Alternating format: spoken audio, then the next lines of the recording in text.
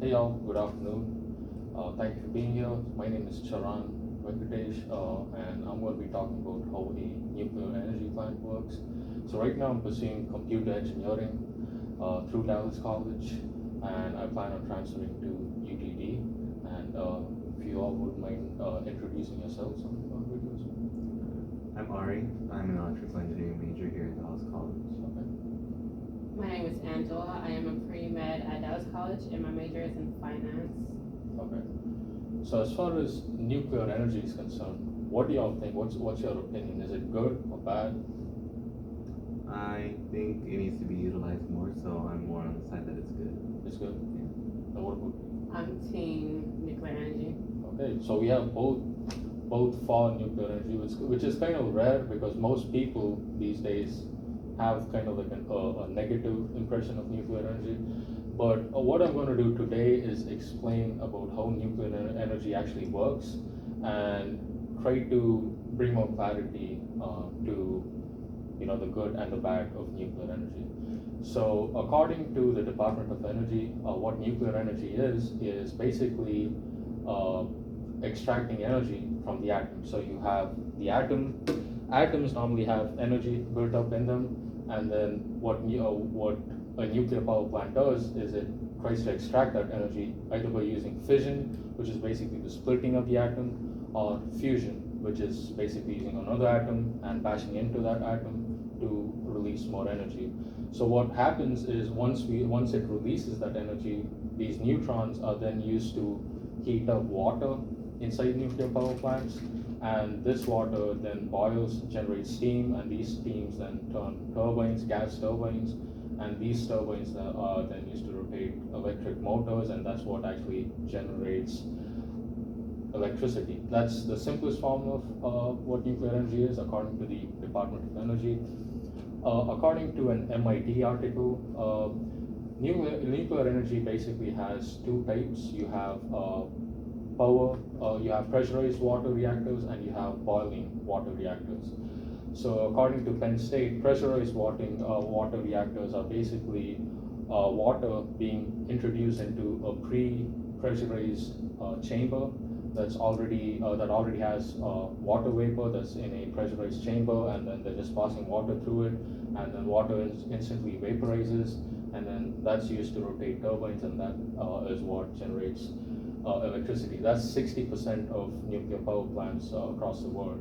You also have another form of power plants, which is called a boiling water reactor.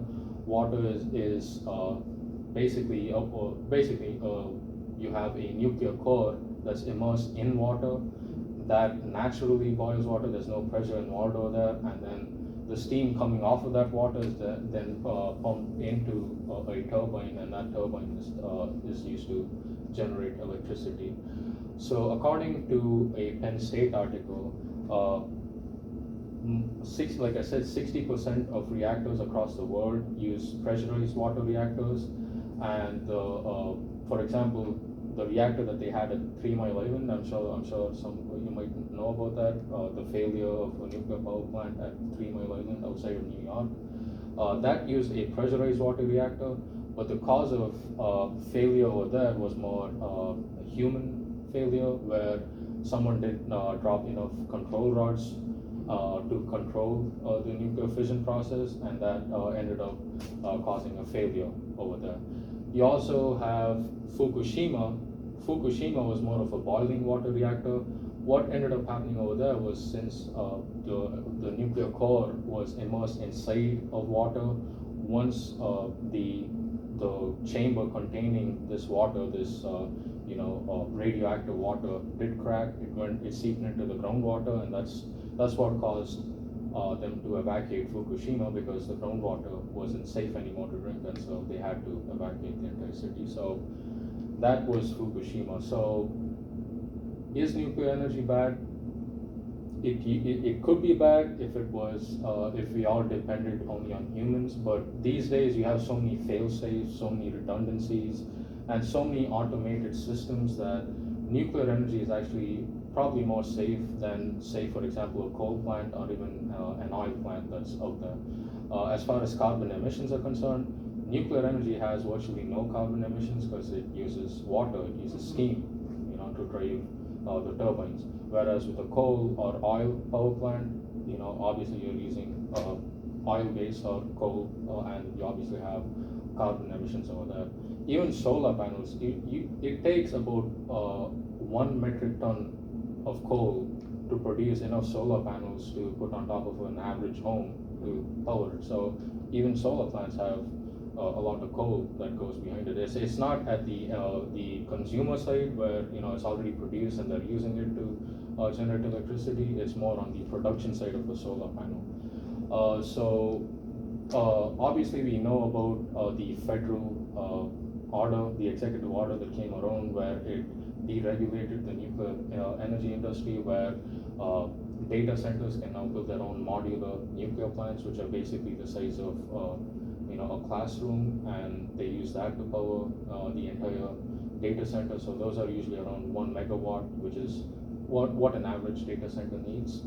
So as far as nuclear energy is concerned, I think we need to set aside preconceived notions of it being dangerous. It could be dangerous if used in the wrong way, but thankfully we have learned from our mistakes, and hopefully we use those lessons to use it in a more safe way, because it is what's good for the environment, and I hope we all end up using nuclear energy and ditching fossil fuels to power our future.